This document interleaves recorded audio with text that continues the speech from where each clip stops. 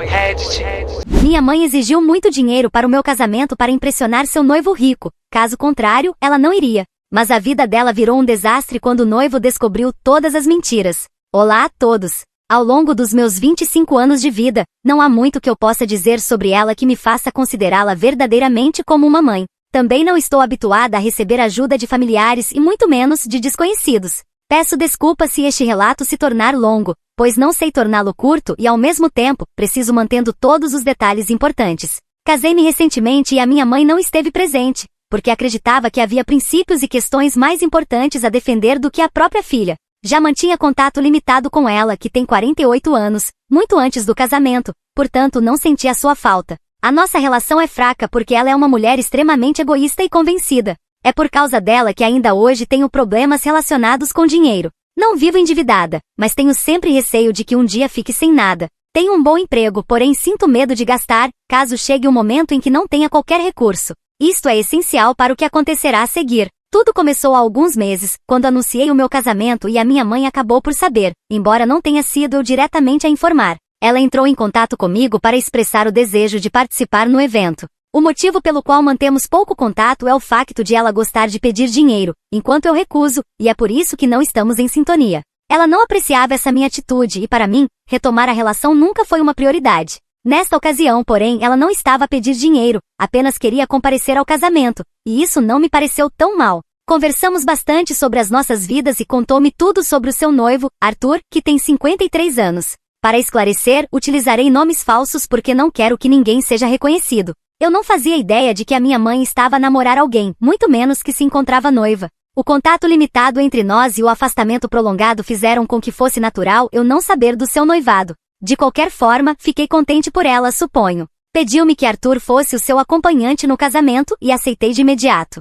Para ser sincera, notei uma mudança nela que atribuía à presença dele, e por isso queria conhecê-lo pessoalmente, já que parecia ter conseguido moderar alguém tão arrogante. O problema começou quando a minha mãe passou a saber dos detalhes do casamento. O meu noivo e eu decidimos fazer uma cerimônia pequena e discreta. Tenho questões psicológicas relacionadas com dinheiro e nenhum de nós desejava gastar milhares de dólares num único dia. Queríamos apenas um casamento simples na igreja, com familiares e amigos próximos. A minha mãe ficou profundamente incomodada com o nosso plano. Repetia que o casamento era barato e de mau gosto. Fiquei aborrecida, mas expliquei que nenhum de nós pretendia uma cerimônia grandiosa. Mesmo assim, continuou a pressionar para que mudássemos de opinião e sugeria constantemente opções que triplicariam o orçamento. Respondi que o orçamento era aquele e que se ela gostasse, ótimo, caso contrário, podia regressar à caverna de onde tinha saído. No entanto, isso não bastava para ela. Insistia que devíamos organizar um casamento luxuoso para que o seu noivo rico ficasse impressionado.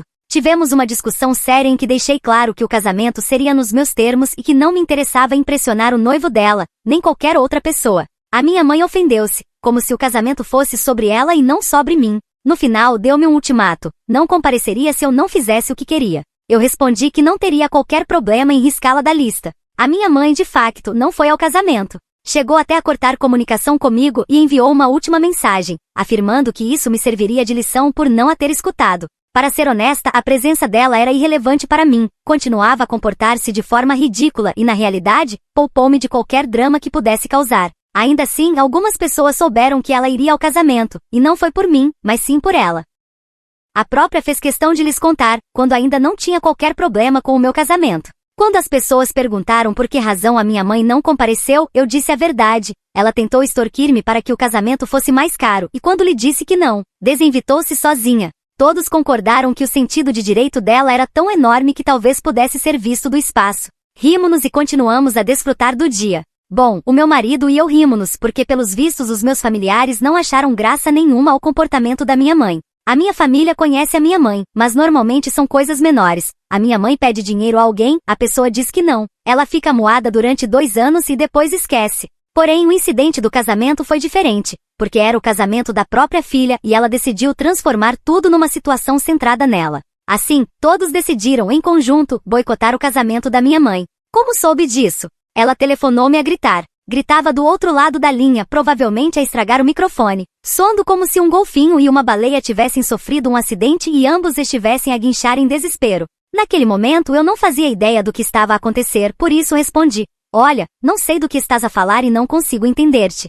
A minha mãe continuou a dizer que eu era uma miúda rancorosa, vingativa e invejosa, que precisava de me vingar do que tinha acontecido no meu casamento. E eu continuava sem saber do que se tratava. Ela insistiu para que eu deixasse de fingir, porque sabia muito bem o que eu tinha feito. Tinha posto a família contra ela para que ninguém fosse ao seu casamento. Isso esclareceu algumas coisas, mas eu ainda não conhecia os detalhes do boicote. Insatisfeita com a minha resposta, ela insultou-me e desligou. Pensei que tudo tinha acabado, mas continuou a enviar mensagens com ameaças, dizendo que cortaria contato comigo se eu não fizesse com que todos fossem ao casamento dela. Respondi que não precisava esperar mais e que podia fazê-lo naquele momento, porque eu não iria convencer ninguém de nada, tal como acontecerá com o meu casamento. Essa não era a resposta que ela esperava. No seu estado de narcisismo frenético, parecia acreditar que eu ficaria aterrorizada com a ideia de a perder e correria a fazer tudo o que ela queria, como se a presença dela fosse um presente precioso. Se esse era o presente, espero que aceitem devoluções. O meu marido lida com muitas pessoas narcisistas devido à sua profissão, um ambiente onde cruza frequentemente com indivíduos cheios de direitos, pois são clientes habituais.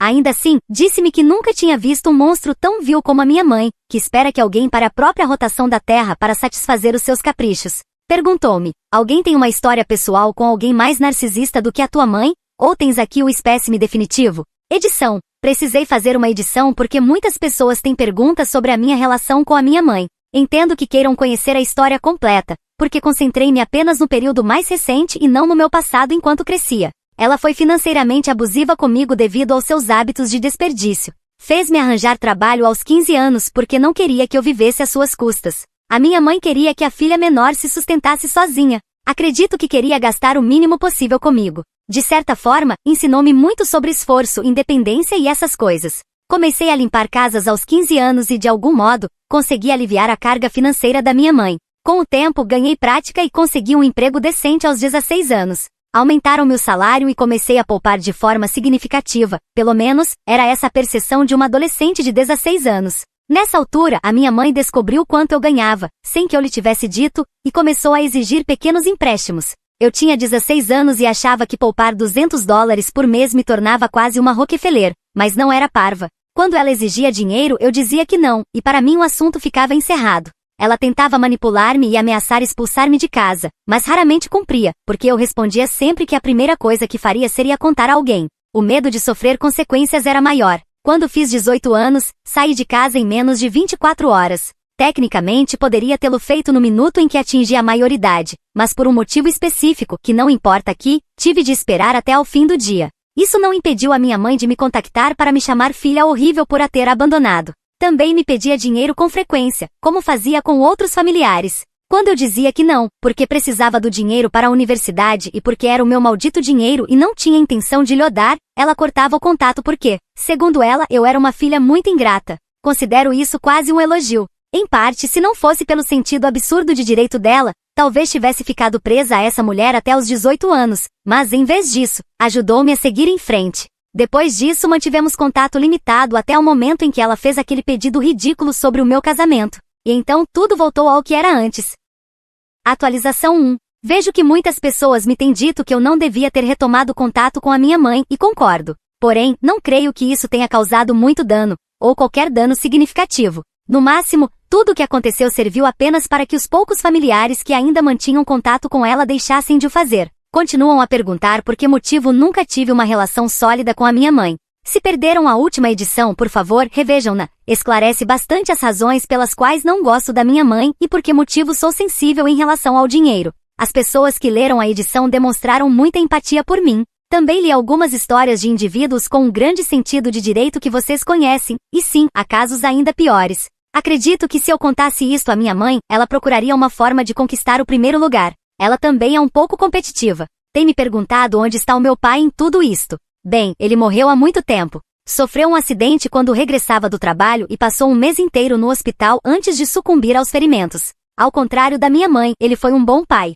A minha mãe, na verdade, era uma mulher decente quando meu pai vivia. Às vezes, desejaria voltar a ter aqueles dias dourados. Dói perder um pai e depois, ver o outro transformar-se assim. Por vezes, sinto-me órfã. Talvez pensem que exagero, mas é assim que me sinto. Devo dizer que o meu marido e o meu sogro são pessoas verdadeiras e bondosas. Ao conhecer a minha sogra, percebi que as mães também podem ser amorosas e cuidadoras. Ela não se parece em nada com a minha mãe. Nada mesmo. Edição: não estou triste por perder a minha mãe. Estou triste por ela não conseguir ser uma mãe normal. Perdê-la é o melhor presente que me deu, tal como todo o karma que está a cair sobre o seu casamento. Não foi a minha intenção, mas adoro quando as pessoas colhem exatamente aquilo que plantam. Atualização 2. A minha mãe foi bloqueada entre a primeira publicação e esta atualização. Contudo, tem usado outros números. É simplesmente incansável. A vantagem de crescer com uma narcisista é que a nossa pele se torna resistente ao que ela diz. Nada do que venha de alguém com aquele sentido de direito consegue realmente afetar-nos. Mas o noivo da minha mãe, Arthur, contactou-me ontem. Escreveu-me para combinarmos um encontro e conversar. Deixou claro que queria falar comigo sem a presença da minha mãe. Não conheço bem este homem, ou melhor, não o conheço de forma alguma. Não sei, isto pode ser uma armadilha da minha mãe. Ele pode ser ainda mais narcisista. Muitas coisas podem correr mal. Pedi a opinião do meu marido e ele acha que devo encontrá-lo. Disse que fosse num local público, preferencialmente num restaurante. Também se ofereceu para ir comigo e sentar-se numa mesa diferente. Caso algo corresse mal, pareceu-me uma excelente ideia. Telefonei a Arthur e expliquei o plano para ver se ele aceitava. Disse que não se importava que o meu marido estivesse presente e que estava aberto a qualquer condição que eu pedisse, porque principalmente tinha algumas perguntas sobre a minha mãe, e se o meu marido pudesse acrescentar alguma coisa, seria extremamente útil para ele. Se fosse alguém com um sentido de direito exagerado, estaria a fazer exigências. Por isso, vejo isto como um bom sinal. Tenho a sensação de que provavelmente a minha mãe fez alguma estupidez e Arthur quer confirmar. Perdão, provavelmente não, seguramente. Vou ser honesta, Arthur nunca se aproximou de mim diretamente, nem causou drama relativamente ao meu casamento, por isso vou dar-lhe o benefício da dúvida. Sei que a minha mãe não é uma pessoa equilibrada nem bondosa. Talvez Arthur não seja o homem preconceituoso que imaginamos. Só há uma forma de descobrir, e é comparecer a esse encontro. Também não vos vou mentir e dizer que a parte em que afirmou que eu e o meu marido podíamos pedir qualquer coisa e ele pagaria não teve influência na decisão. Tenho tentado não abusar da minha posição neste momento, caso ele seja realmente um homem decente que apenas precisa de ajuda para enxergar a verdade. O meu marido e eu iremos encontrar-nos com Arthur dentro de 2 dias, por isso não haverá atualização antes disso. Atualização 3. Encontrar-me com Arthur foi uma excelente ideia, e não é o meu estômago a escrever isto, apesar de termos comido muito bem. Mas essa não é a razão pela qual considero o encontro uma boa decisão. Ouvir o que ele tinha para dizer foi muito mais importante do que a entrada ou a sobremesa. Se eu não tivesse aceitado reunir-me com ele, não teria descoberto a bruxa mentirosa e manipuladora que a minha mãe é e, consequentemente, vocês também não. Bom, na verdade sim, todos nós já sabíamos que ela era uma bruxa mentirosa e manipuladora, só que agora ainda mais. Espero não ofender nenhuma bruxa verdadeira, algumas não têm nada a ver com a minha mãe. Ela é uma das piores pessoas que conheci na vida e depois da reunião, acredito que esse lugar está assegurado por muito mais tempo, juntamente com um assento garantido no inferno. Ainda me custa compreender por que é que ela é assim. Até o meu marido comentou que está surpreendido por eu ter me tornado uma boa pessoa apesar de ter crescido com esta mulher. Não vão acreditar no que ela fez. Criou uma vida falsa para si própria e manipulou Arthur para que ele acreditasse que ela era uma mulher rica. Arthur começou a desconfiar quando a minha mãe se recusou a dar-lhe um número exato de convidados do lado dela. Dizia que alguns ainda estavam por confirmar, mas ele investigou um pouco e descobriu que a maioria dos convidados da parte dela já tinha confirmado. Foi a organizadora do casamento quem lhe contou, porque até ela estava confusa sobre o que fazer com a lista de convidados. Das 40 pessoas convidadas, incluindo eu, embora não soubesse, apenas 3 tinham confirmado. Não são familiares, por isso não sei quem são. A minha mãe continuava a dizer à organizadora que eventualmente algumas pessoas mudariam de ideia. Isto pareceu estranho ao noivo, porque se apenas 3 pessoas em 40 querem ir ao teu casamento, só pode haver uma resposta nada elogiosa sobre a tua personalidade. Arthur sabia que eu estava convidada para o casamento. Tive de lhe contar que ela retirou o convite quando não fiz o que ela queria, porque me recusei a convencer a família a perdoá-la. Arthur não sabia absolutamente nada sobre isto. Disse que a minha mãe estava arrasada porque eu a tinha desinvitado do meu casamento, mas nunca pensou que ela me faria o mesmo. Não me surpreende que a minha mãe lhe tenha mentido. Expliquei-lhe que ela não compareceu à minha cerimônia por vontade própria e que também não gostou do facto de eu não fazer um casamento grandioso para o impressionar e mostrar que somos gente de classe. A mentira que tem contado a Arthur de que é uma mulher muito rica ultrapassa o meu entendimento, especialmente porque também me envolve. Contou-lhe todo tipo de histórias sobre como ela é rica e como a nossa família é rica. Se considerarmos um tio que é rico em amizades, então talvez seja meia verdade. Mostrou-lhe a casa onde vivo, literalmente passou pela porta e apontou-a dizendo que tinha comprado aquela casa para mim. Nem sequer é minha e muito menos foi comprada por ela. A casa pertence ao meu marido e tem estado na família dele há gerações. Arthur vem realmente de uma família rica e confortável, por isso tenho ocultado os nomes e esses detalhes, e também tem um emprego muito bem remunerado, por isso possui o seu próprio dinheiro. Enquanto isso, a minha mãe e eu viemos de um contexto muito mais humilde. Eu não tenho qualquer vergonha disso, mas para ela é extremamente importante manter as aparências. Não conheço as finanças da minha mãe nos últimos anos, apenas até o período em que vivi com ela. Mas como sempre esteve a pedir dinheiro emprestado, não acredito que esteja na melhor situação possível. Contei tudo a Arthur. Falei sobre o nosso passado e sobre como meu pai morreu com muitas despesas médicas, por isso não recebemos qualquer herança. Arthur ficou profundamente surpreendido ao ouvir tudo aquilo. Disse que não fazia ideia de que a minha mãe lhe tinha mentido durante todos estes anos.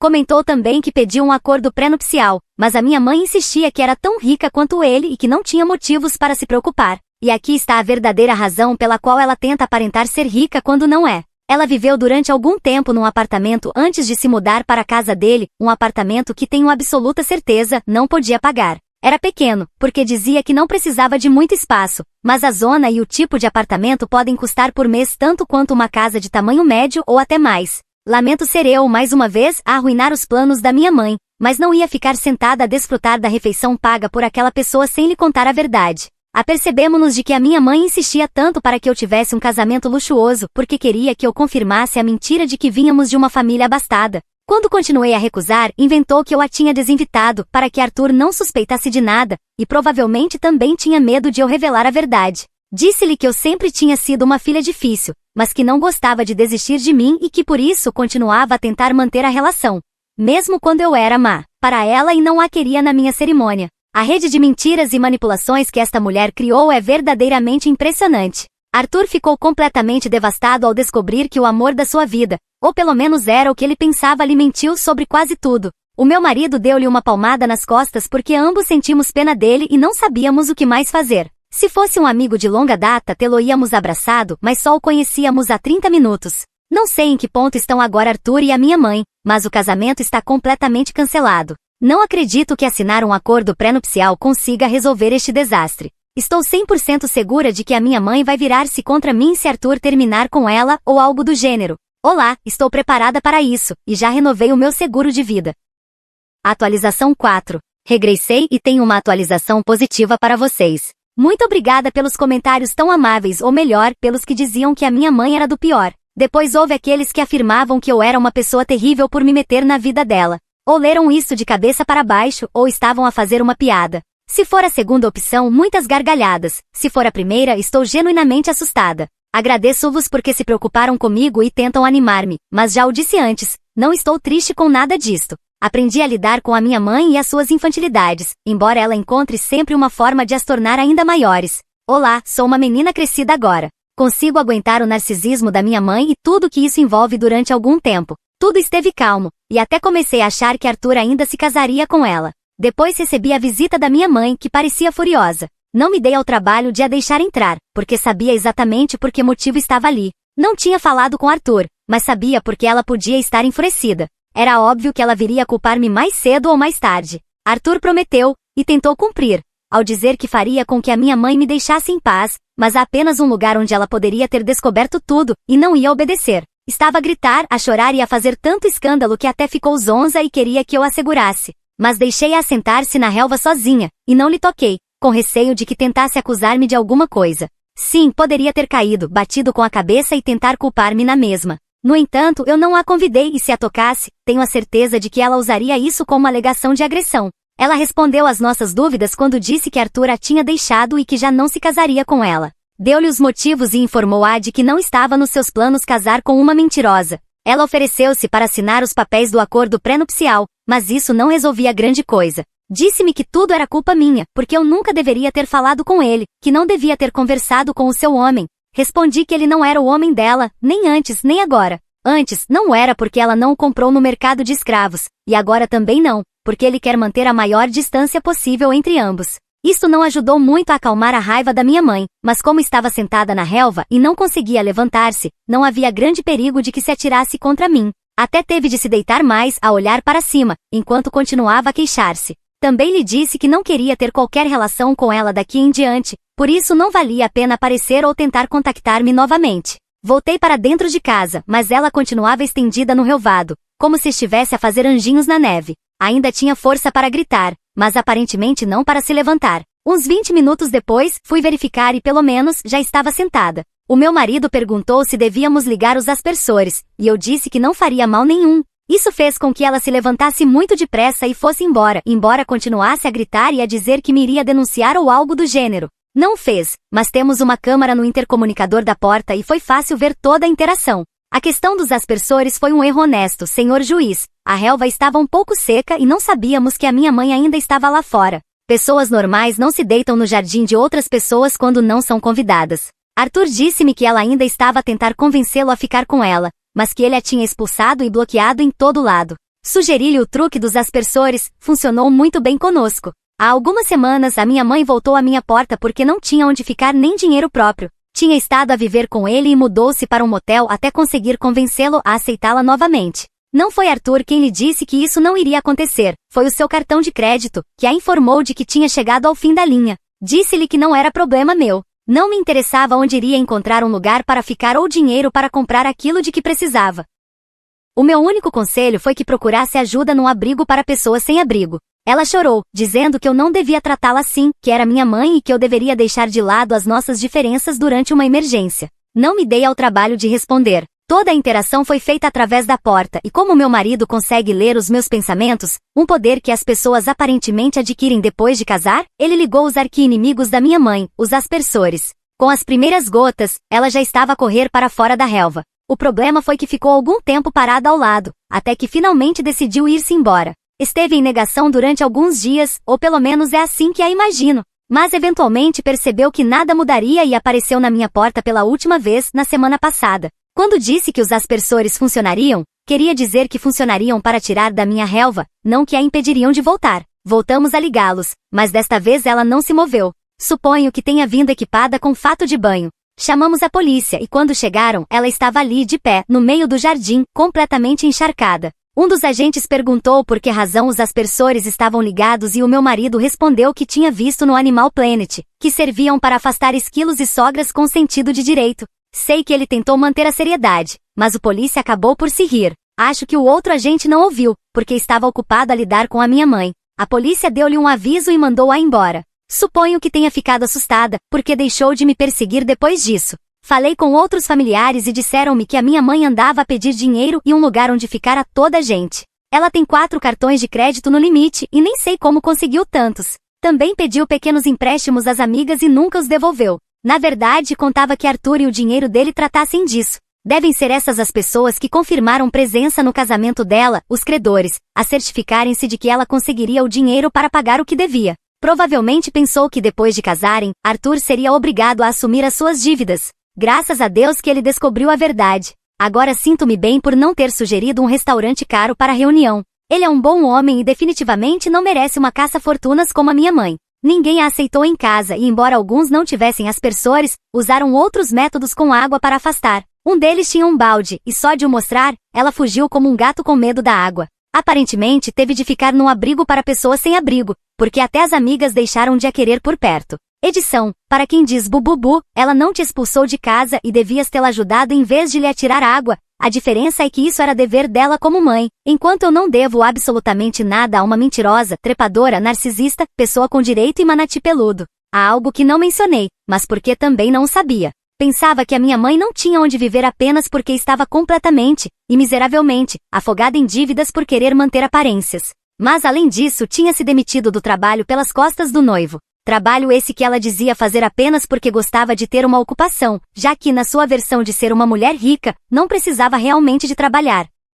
Atualização 5. Começo prometendo que não atirei água à minha mãe nesta atualização. Preciso esclarecer isto porque tenho medo de publicar algo e que, de repente, formem uma associação protetora de mães com sentido de direito que recebem aquilo que merecem. Assusta-me ver a quantidade de pessoas como a minha mãe que existem por aí. Este planeta está a ir pelo cano abaixo. A minha mãe conseguiu um emprego e um apartamento onde viver depois de 2 meses num abrigo para pessoas sem abrigo. A única coisa negativa que vejo nisto é que esse lugar poderia ter sido utilizado por alguém que realmente precisasse, e não pela minha mãe que acabou ali por enganar, manipular, mentir e ser horrível de forma geral. Até aqui chega a sessão das boas notícias para a minha mãe. Agora vem tudo negativo, e não é pouco. A família, especialmente eu, continuamos sem a querer por perto. Eu sei, que horror, uma filha que não ama a própria mãe. Quanta tristeza. Esta narradora não presta, é tão má como a mãe blá blá blá. No entanto, 2 amigas dela processaram-na num tribunal de pequenas causas para recuperar o dinheiro que lhe tinham emprestado.